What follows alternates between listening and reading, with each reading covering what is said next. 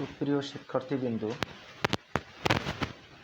শ্যামনগর সরকারি মহসিন ডিগ্রি কলেজের অনলাইন ক্লাসে তোমাদের স্বাগতম। আমি রাহুল কুমার মিস্ত্রি, প্রভাষক, ইতিহাস বিভাগ, শ্যামনগর সরকারি মহসিন ডিগ্রি কলেজ, শ্যামনগর, সাতক্ষীরা।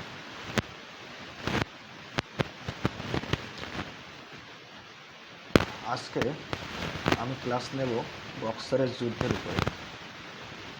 শ্রেণী একাদশ ও দ্বাদশ, ইতিহাস প্রথম পত্র, প্রথম অধ্যায়ের বক্সারের যুদ্ধ সম্পর্কে আজকে আমি আমার আলোচনায় আলোকপাত করব।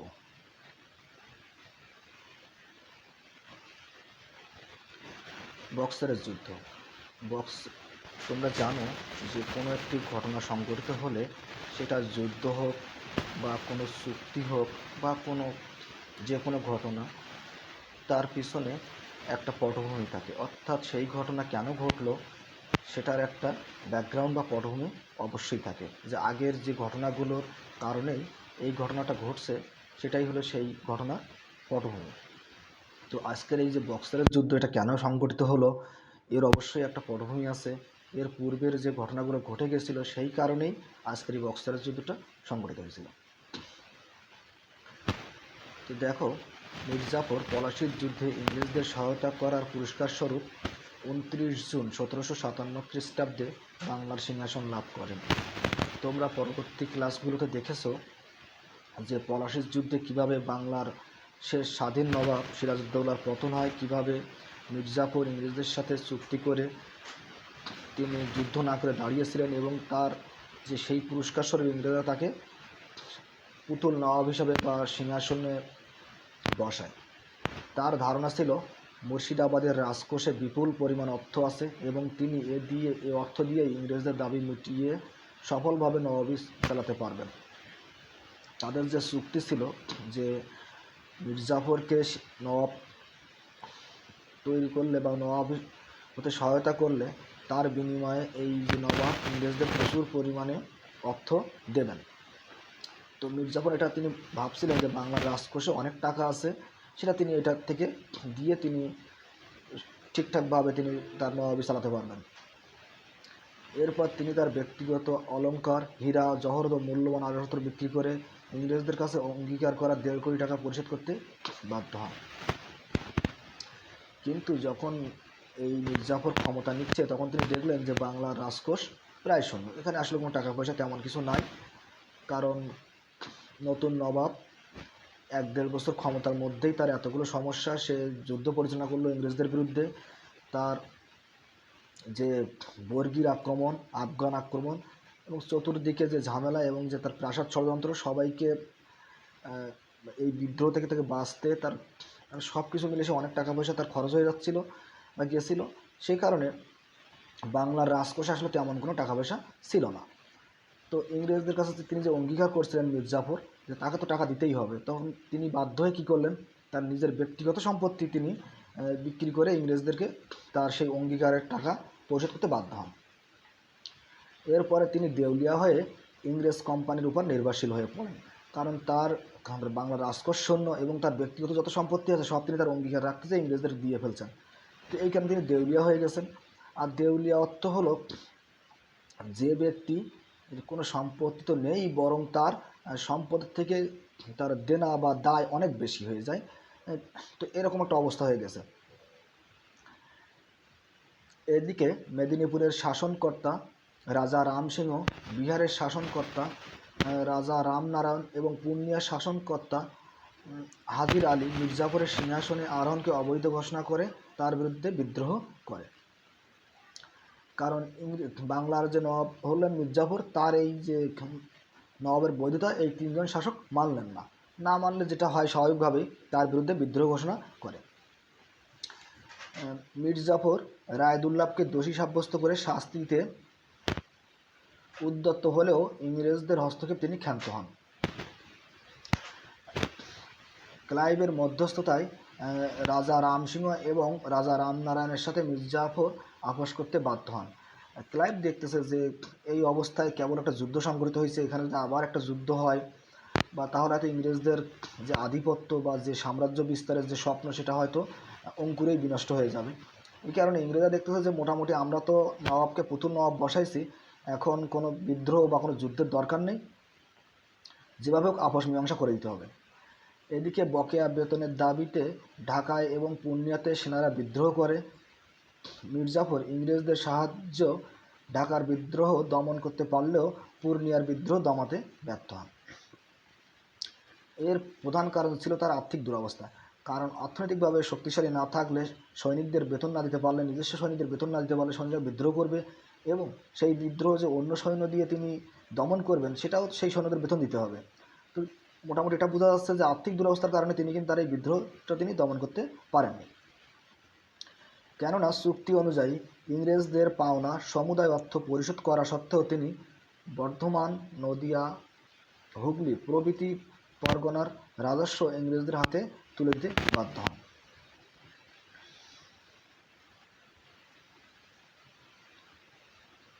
তাহলে এখানে দেখা যাচ্ছে যে মির্জাফরের আর্থিক অবস্থা শোচনীয় হওয়ার একটা কারণ কি, সেটা হলো যে চুক্তি ছিল ইংরেজদের সব পাওনা তিনি মিটাই দিয়েছেন। তাছাড়াও যে বর্ধমান, নদিয়া, হুগলি প্রভৃতি যে পরগনা ছিল এর যে রাজস্ব আসতো, কারণ সেই সময় নবাবদের প্রধান আয় ছিল, এবং বর্তমান যে কোনো সরকার যে কোনো বর্তমানের সময় রাজ্য পরিচালনার জন্য বা তৎকালীন সময় রাজ্য পরিচালনার জন্য প্রধান আয় যেটা হয় সেটা হলো রাজস্ব। কারণ এই ভূমি রাজস্ব বা বিভিন্ন রকমের রাজস্ব, সেটা দিয়েই মূলত রাষ্ট্র পরিচালনা করা হয়। তো সেই এতগুলো পরগনা রাজস্ব যদি ইংরেজদের হাতে দিতে বাধ্য হতে হয়, তাহলে তো মির্জাফর তার নবাবি চালাতে পারবে না, সেরকমই অবস্থা হচ্ছিল।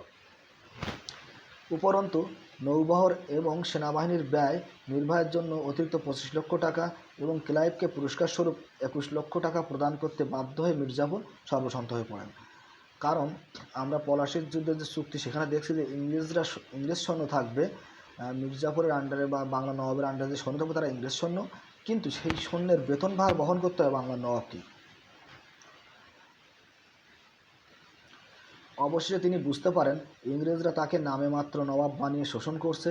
তিনি ইংরেজদের প্রতিপত্তি খর্ব করার জন্য ওলন্দাজদের সাথে মিত্রতার চেষ্টা করেন।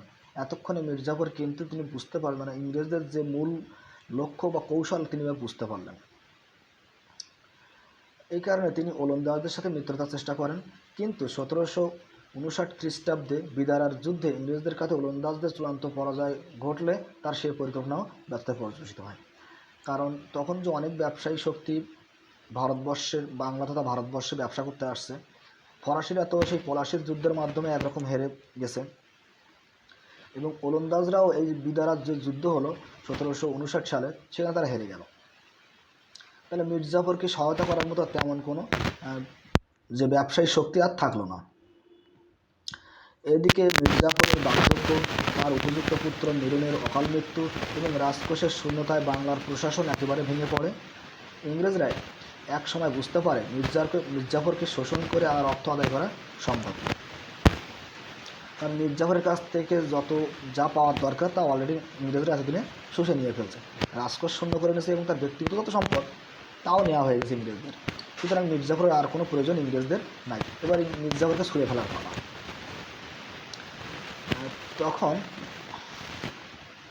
ইস্ট ইন্ডিয়া কোম্পানির অস্থায়ী গভর্নর হেনরি ভ্যানসিটাটের প্রস্তাব মতো তাকে নানা অজুহাত দেখিয়ে 1760 খ্রিস্টাব্দে সিংহাসনচ্যুত করা হয়।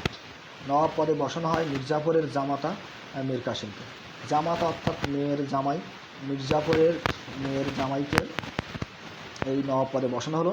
এইভাবে বিশ্বাসঘাতক মির্জাফরের পতন করে। মির্জাফর যে বিশ্বাসঘাতকতা করছিল পলাশীর যুদ্ধের ময়দানে, সেই ফল কিন্তু তিনি হাতে হাতেই পেয়ে গেলেন মাত্র 3 বছরের মধ্যে। মীর কাসিম ছিলেন রাজনৈতিক দূরদর্শিতার অধিকারী এবং সুদক্ষ শাসক।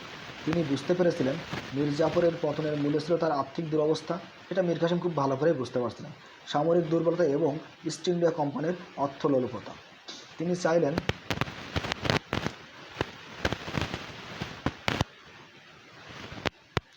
সম্মানজনক উপায়ে ইংরেজদের প্রাপ্য মেটানোর পর আর্থিক ও সামরিক দুর্বলতা কাটিয়ে বাংলার স্বার্থ রক্ষা করতে।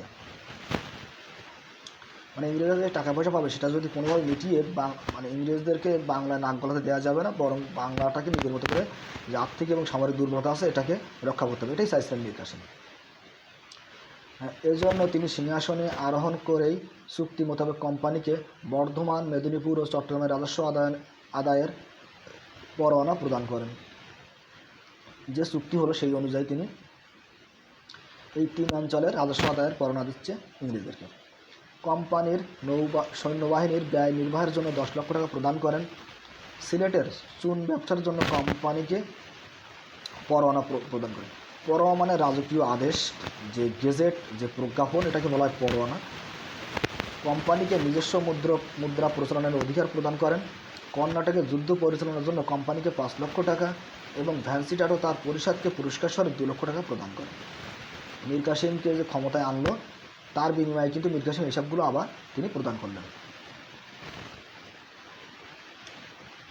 এভাবে কোম্পানির প্রাপ্য মিটিয়ে মীর কাসিম আর্থিক স্বাবলম্বিতা অর্জনের দিকে নজর দেন। তিনি মির্জাফরের আমলের উচ্চপদস্থ কর্মচারীদের অবৈধভাবে উপার্জিত অর্থ জোর করে আদায় করেন। কারণ তোমরা জানো যে নবাব বা রাজার আশেপাশে যে সকল রাজ কর্মচারী থাকে, তারা বিভিন্নভাবে ব্যক্তিগতভাবে তারা টাকা পয়সা তৈরি করে, সেটা অবৈধ উপায় তারা করে। সেটা রাজস্ব আদায়ের ক্ষেত্রে বা অন্য অন্য ক্ষেত্রে এই জনগণের অর্থ রাজকোষে না দিয়ে বরঞ্চ তারা নিজেরা আত্মসাৎ করে। এবং রাজস্ব আদায়ও দেখা যাচ্ছে যে তারা বিভিন্নভাবে যে পরিমাণ রাজস্ব সরকার ধার্য করে, তারা যখন আদায় করে তখন সেটা 2 গুণ বা 3 গুণ আদায় করে এবং রাজকোষে জমা দেয় সীমিত পরিমাণে, বাকিটা নিজেদের পকেটে রেখে দেয়। এইভাবে যেসব উচ্চপদস্থ কর্মচারী ছিল, তারা যে অবৈধভাবে উপার্জিত যেসব অর্থ আদায় করছিল, সেগুলো তিনি আদায় করে নেন। বহু অসৎ সরকারি কর্মচারী সম্পত্তি বাজেয়াপ্ত করেন। কারণ তার সেসব সরকারি কর্মচারীর বেতন ছাড়া যদি তার সম্পত্তি বেশি দেখা যায়, এখন বর্তমান সময়ে দেখা যায় বিভিন্ন ক্ষেত্রে এটাই হয় যে সরকারি যেসব কর্মচারী তাদের আয় এবং পারিবারিক সম্পদের চেয়ে চাকরির পরে দেখা যায় যে তাদের বেতন এবং ওইসব মিলিয়ে বর্তমান সম্পদ বহু গুণ হয়ে গেছে। এটা কীভাবে হলো? তো সেই রকম হিসাব করে এই মীর কাসিম কিন্তু তাদের সম্পত্তি তিনি বাজেয়াপ্ত করেন। বর্তমান সময় যেগুলো ধরা পড়তেছে, তোমরা জানো যে বিভিন্ন সময় বিভিন্ন ব্যক্তির সম্পত্তিভাবে বাজেয়াপ্ত করে সরকার। তাছাড়া মির্জাফর ও আলীবর্দী খানের পরিবারের সঞ্চিত অর্থ বলপূর্বক আদায় করেন।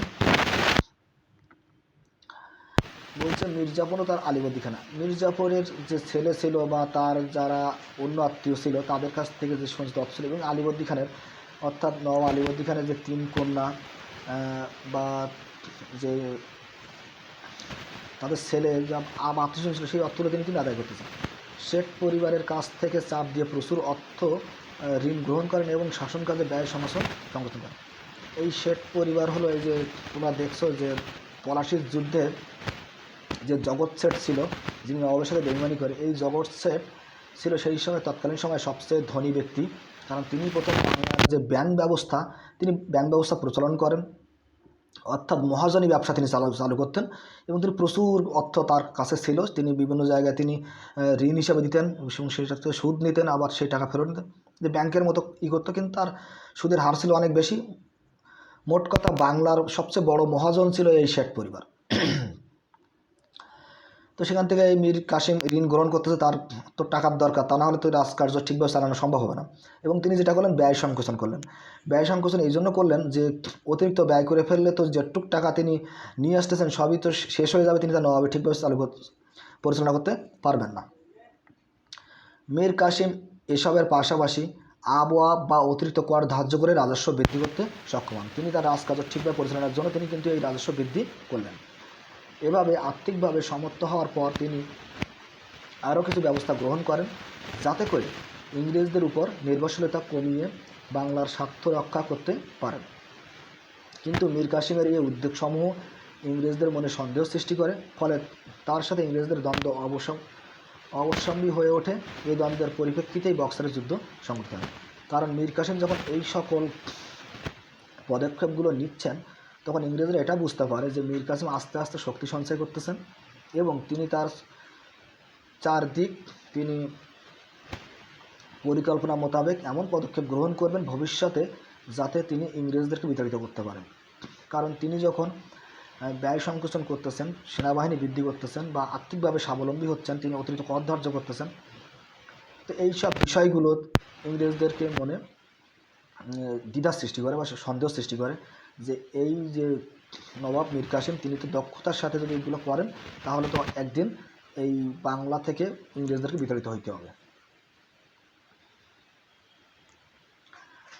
তো এই ছিল মোটামুটি প্রেক্ষাপট। এরপরে আমরা দেখব যে বক্সারের যুদ্ধের ঘটনাবলী আসলে কী ছিল। মীর কাসেমের উপর্যুক্ত গৃহীত ব্যবস্থাবলীর পরিপ্রেক্ষিতে কলকাতা কাউন্সিলের অধিকাংশ সদস্যই তার সম্পর্কে সন্দিহান হয়ে পড়েন। কারণ মীর কাসেম যেসব ব্যবস্থা গ্রহণ করতেছে, এই যে ইস্ট ইন্ডিয়া কোম্পানির যে কলকাতা কাউন্সিল ছিল তারা বলছে যে মীর কাসেম কিন্তু আস্তে আস্তে শক্তি সঞ্চয় করতেছে ইংরেজদেরকে বিতাড়িত করার জন্য। কেউ কেউ নবাব মীর কাসেমের বিরুদ্ধে দ্রুত ব্যবস্থা নেওয়ার কথাও ভাবছিলেন। অভ্যন্তরীণ বাণিজ্য শুল্ক প্রদান সংক্রান্ত বিরোধের জের হিসাবে পাটনার ইংরেজ বাণিজ্য কুটির এজেন্ট এলিস পাটনা শহরটি দখল করার উদ্দেশ্যে আক্রমণ করে। তো এখানে একটা সমস্যা হলো, দেখো যে অভ্যন্তরীণ বাণিজ্য শুল্ক প্রদান, তারা যে ব্যবসা করবে সেখানে একটা শুল্কর ব্যাপার ছিল। সেই কারণে তারা যে এই পাটনা শহর বিহারে অবস্থিত, এই বিহারের যে ইংরেজ বাণিজ্য কুটির যিনি এজেন্ট ছিলেন তিনি পাটনা শহরে দখল করার উদ্দেশ্যে আক্রমণ করলেন। মীর কাসেম পাটনা থেকে ইংরেজদেরকে বিতাড়িত করে তা পুনর্দখল করেন। তাহলে মীর কাসেম কিন্তু সেই বিহারের পাটনা থেকে ইংরেজদেরকে বিতাড়িত করলেন। এর ফলে কলকাতা কাউন্সিল নবাব মীর কাসেমের বিরুদ্ধে যুদ্ধ ঘোষণা করেন। যখনই ইংরেজরা দেখলো যে বিহার থেকে পাটনা থেকে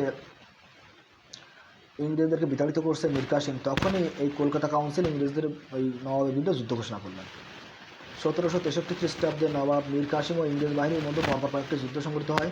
মীর কাসেমের অধীনে প্রায় 20,000 সৈন্য ছিল, কিন্তু এরা সামরিক দক্ষতায় ইউরোপীয়দের সমকক্ষ ছিল না। কারণ তৎকালীন সময়ে এই যে ইংরেজরা এরা ছিল আধুনিক অস্ত্রশস্ত্রে সজ্জিত, তারা প্রযুক্তির জ্ঞান ছিল।